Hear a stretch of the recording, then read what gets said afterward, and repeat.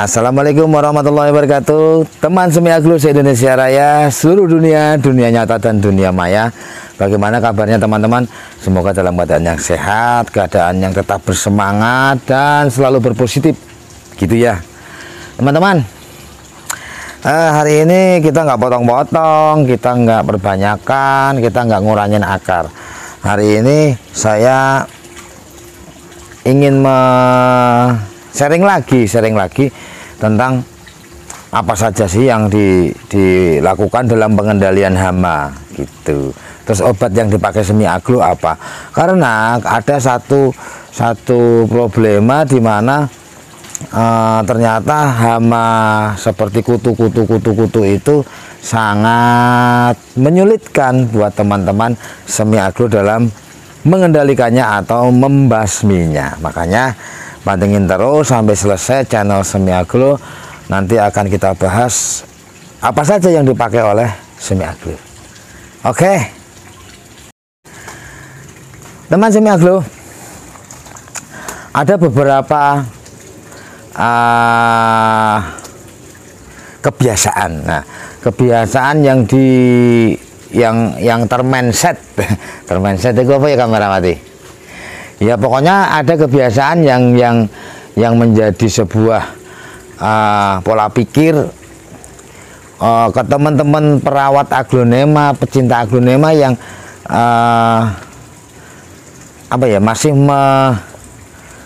yang belum lama gitu. Yang belum lama ya, saya tidak menyebutnya pemula, maksudnya yang belum lama merawat aglonema. Apa Om kesalahannya? Yang sering terjadi itu adalah konsentrasi mereka dalam merawat aglonema itu fokusnya ke pertumbuhan. Pengennya agloku tuh cepet gede, cepet tambah godongnya gitu, cepet tambah godongnya, tambah daunnya, terus nanti bisa dilihat lebih rimbun, biar cepet gede, cepet rimbun, enak. Nah, pengennya subur terus gitu. Tetapi ada hal-hal poin penting yang terlewatkan, yaitu pengendalian hama dan penyakit. Nah, ini sebenarnya mengulang. Saya dulu pernah menyampaikan materi ini ya kamerawati ya. Iya, pernah. Tetapi hari ini kita akan konsentrasi ke kutu dan jamur, juga bakteri dulu gitu. Tapi memang penyakitnya itu ya. Nah, apa saja yang saya lakukan dalam mengendalikan hama kutu-kutuan? Karena banyak sekali jenis kutunya gitu. Makanya ada yang perlu kita ketahui dulu. Insektisida, pestisida itu ada yang bersifat kontak, ada yang bersifat sistemik. Nah, kalau yang kontak itu begitu kena terpapar semprotan kita, terus si kutu tadi akan langsung mati gitu. Sebentar mati. Kalau sistemik itu dia akan masuk dulu ke pembuluh jaringan, baru nanti akan membunuh si organisme penyerang tumbuhan OPT. Jadi dalam membasmi kutu-kutu yang ada di daun aglonema, saya lebih menyarankan pakai yang sistemnya kontak. Ya gitu, sistemnya kontak. Sistem kontak yang saya pakai ada, sebenarnya saya makainya itu dua merek teman-teman. Saya pakai satu merek Marshall, yang kedua saya pakai merek Alika. Kebetulan yang Alika itu kemarin habis tuh, saya buang botolnya. Sekarang saya pakainya Marshall. Nah, ini Kurakron saya nggak pakai. Karena apa? Kurakron itu baunya menyengat. Nah, sekarang kita lihat dulu jenis kutu yang ingin kita basmi ya. Ada kutu kecabuk. Nah, kutu kecabuk itu putih, yang seperti ada bulunya. Perlu teman ketahui bahwa kecabuk itu dia punya lapisan lilin di tubuhnya. Makanya bila mana kita semprot dengan insektisida, dia mungkin tidak mati karena tubuhnya tertutupi oleh lapisan lilin. Lah bagaimana caranya supaya obat yang kita pakai itu merekat, nempel di tubuh kutu cabuk? Nah, Alika ini saya pakai 1 sendok, saya kasih 2 liter atau 1 liter. Saya lebih suka dosis kecil sih, cuman rutin gitu. Jadi 1 sendok ini, 1 sendok teh bisa dikasih 2 liter, dikasih setengah atau 1/4 sendok sabun cuci piring. Boleh pakai merek apa saja. Fungsinya sabun cuci piring itu untuk merekatkan insektisida, cairan larutan insektisida itu ke tubuh kecabuk itu untuk menghilangkan lapisan lilinnya. Itu yang pertama, teman-teman. Makanya ada yang punya masalah di Om, saya ada kutu putih-putih, sudah saya semprot nggak hilang. Ya mungkin karena tidak dikasih perekat gitu. Sebenarnya di toko pupuk itu perekat juga dijual, tetapi kalau kita pakai sabun cuci piring itu kan lebih hemat, lebih murah. Fungsinya untuk merekatkan saja, untuk merekatkan ke tubuh kutu putih yang mengandung lapisan lilin tadi. Next, yang kedua, ini kutu yang bukan sembarang kutu. Kutu sisik namanya. Kutu sisik itu berada di bawah daun. Dia berada di bawah daun gini. Pertama, nempel, dia sangat lengket sekali. Awal mulai itu nempelnya di pinggir-pinggir bibir daun gini, nggak ketara sih gitu. Terus lama-lama dia menyebar, dan yang sudah parah dia akan masuk ke ketiak-ketiak gini, sampai ke tangkai, masuk ke ketiak. Lama-lama daun akan menjadi pudar, terus kuning. Mungkin bisa jadi terhisap ya klorofilnya. Warna daun jadi kusam gitu. Akhirnya hampir semua daun kalau sudah terinfeksi oleh kutu itu menguning, lama-lama menguning, kurus gitu.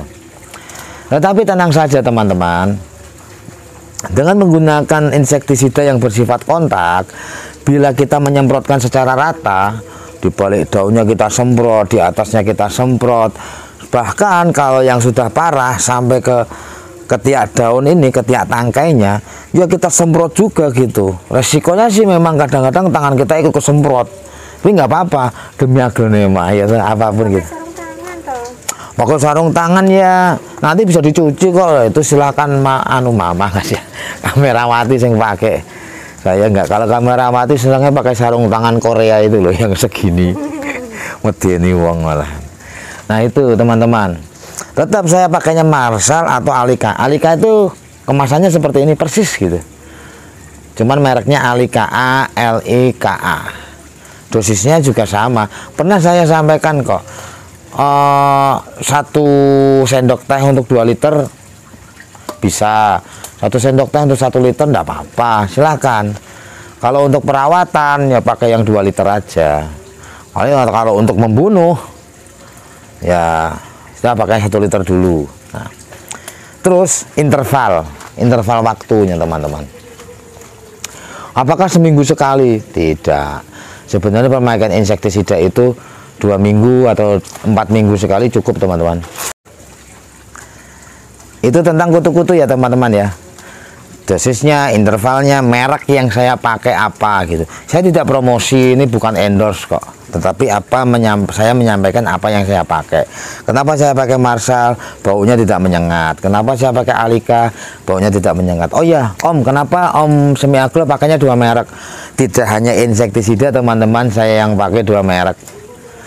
Karena apa? Untuk menghindari kutu itu menjadi kebal. Karena dengan obat yang terus-menerus kita pakai, kutu bisa membuat antibodi. Makanya kutunya nggak mati-mati nanti, pakai obat yang sama terus, perlu kita ganti 2 bulan atau 2, 3, 4 kali semprot pakai ini. Nanti kedepannya yang semprotan ke-4, 5, 6 kita pakai merek yang satunya lagi gitu.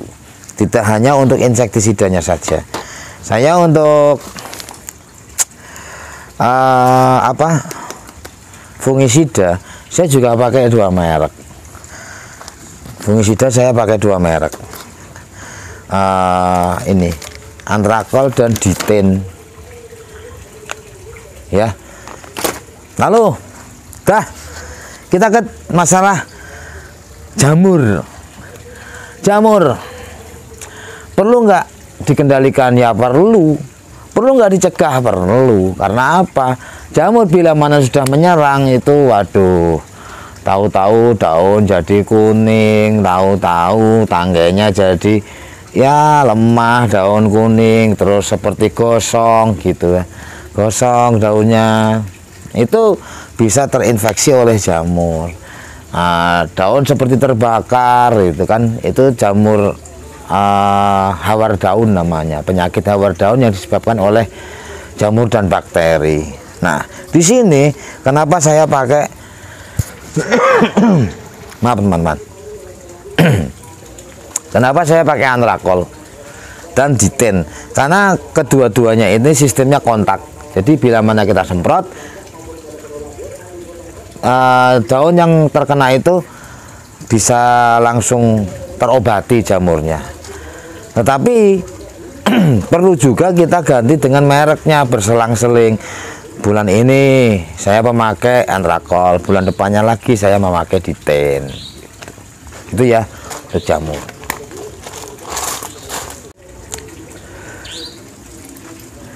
Malah nyeting godong untuk kamera mati. Ini selingan ya, sebentar ya. Sini loh, biar cepat selesai. Yang ketiga tentang bakteri. Bakterisida. Om Sumi Aglo pakai bakterisidanya apa? Saya pakai Baktosin dan Nordok.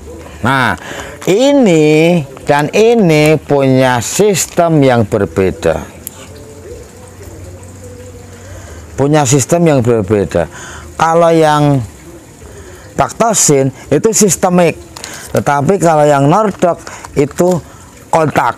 Nah, ini saya akan sharing satu pengalaman saya yang sangat luar biasa waktu itu, dan akhirnya saya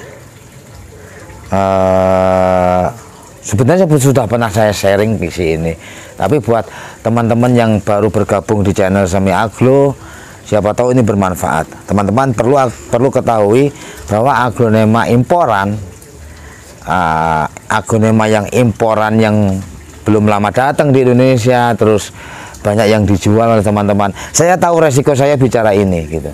Tetapi ini saya tidak diskriminasi dengan impor dan lokal ya. Tetapi untuk aglonema imporan itu kan perlu adaptasi dulu. Ya kan, perlu adaptasi dulu. Terus pengendalian bakteri dan jamur itu kita perlu lakukan teman-teman. Karena apa? Sering dijumpai teman-teman Sumi Aglo itu beli misalnya seperti Suksom, Red Anja, Katrina, itu yang sering, yang sekarang lagi banjir kan itu Red Anja, Suksom, Katrina, Pink Sunset gitu. Begitu dikirim bagus, sehat, tapi nanti begitu sampai di rumah kita siram, itu daun tiba-tiba melonyok berair, terus tangkai tahu-tahu benyek dan patah. Daunnya sih nggak apa-apa, tapi tangkainya berair terus patah. Bakteri itu namanya bakteri layu daun dan layu tangkai. Ada juga yang parah itu menyerang di batangnya. Nah, untuk kasus-kasus seperti ini teman-teman, ini pendapat saya ya, kalau perbedaan itu indah gitu. Baktosin kurang bisa bekerja untuk mengatasi seperti itu, tetapi untuk Nordok itu lebih cepat bekerja, lebih cepat mengatasi, karena Nordok itu sistemnya kontak. Kalau Baktosin itu sistemik.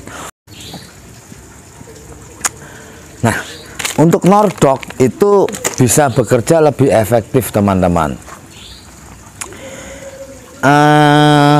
Ada satu benang merah yang perlu kita ambil, perlu kita ketahui.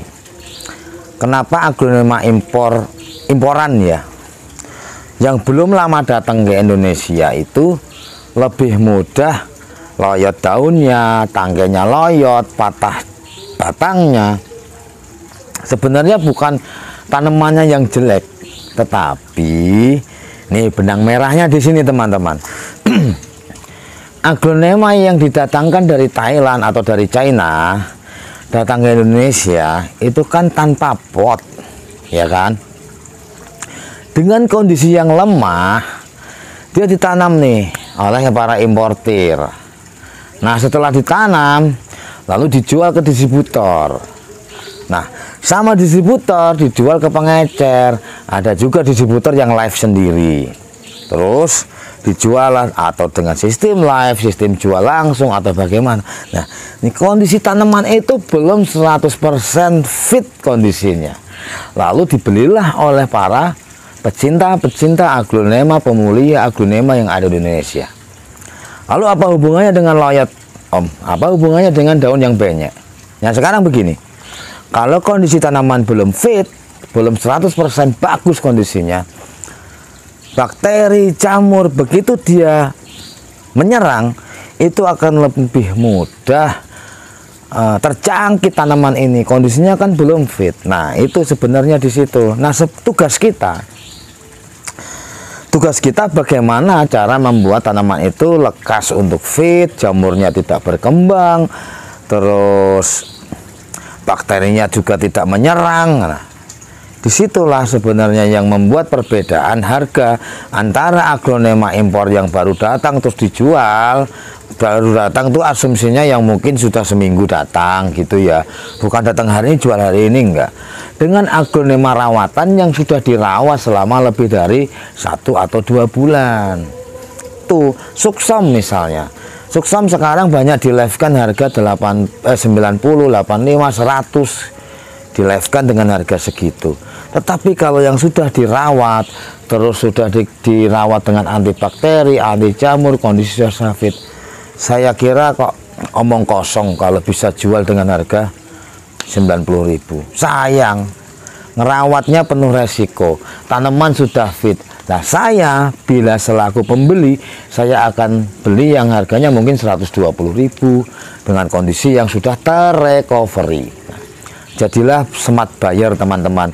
Jangan hanya nafsu cari harga murah selisih 10-20.000, langsung borong 5 pohon, nanti dikemas dalam 1 pot, dikirim sampai sana daun banyak yang kuning, akhirnya posting komplain. Ya, itu salah kita sendiri sebenarnya. Kalau mau beli, ini saran saya ya, tanaman 2 pohon aja, 2 pohon, nanti dibaca di packing semuanya pakai pot gitu. Jangan dibongkar, ditanam jadi pot, 1 pot, 5 pohon dibongkar, tanam jadi 1 pot. Itu riskan dan rawan, apalagi tanaman impor yang belum terrecovery. Saya tidak diskriminasi impor dan non impor ya, lokal dan impor. Saya hanya menyampaikan bahwa aglonema impor itu juga perlu kita tangani dengan tepat. Terus perlu juga masa recovery dia untuk memulihkan kondisinya gitu. Gitu teman-teman. Fokusnya tadi kita ke masalah bakterisida ya. Bakterisida. Ini sistemnya kontak dan ini sistemnya sistemik. Saya gonta-ganti juga, saya selang-seling. Terus untuk insektisida saya pakai Marshall dan Alika. Fungisida semuanya kontak, saya pakai Antrakol dan Ditin. Gitu teman-teman. Pengendalian jamur, bakteri, hama berupa kutu-kutuan itu juga perlu kita lakukan. Kita berikan ke aglonema kesayangan kita supaya tumbuh dengan baik, tanaman juga cerah, warnanya juga cerah, juga sehat, dilihatnya enak, warna daunnya nggak pudar, warna daunnya tidak menguning, kan seneng ya. Misalnya ini aglonema imporan loh, Cochin Red Ayu. Dulu Cochin Red Ayu, ada yang memberikan nama Cochin Red Ayu, ada yang memberikan nama Cochin RHCP. Terus nah seperti ini kan enak ya kita lihatnya. Kita buat induk tetapi daun tetap segar, tetap utuh. Nah ini nih contohnya kamerawati, dilihatnya juga segar gitu. Ini habis saya reporting, nggak saya bikin vlog. yang kecil-kecil, yang seger gitu. Nah ini,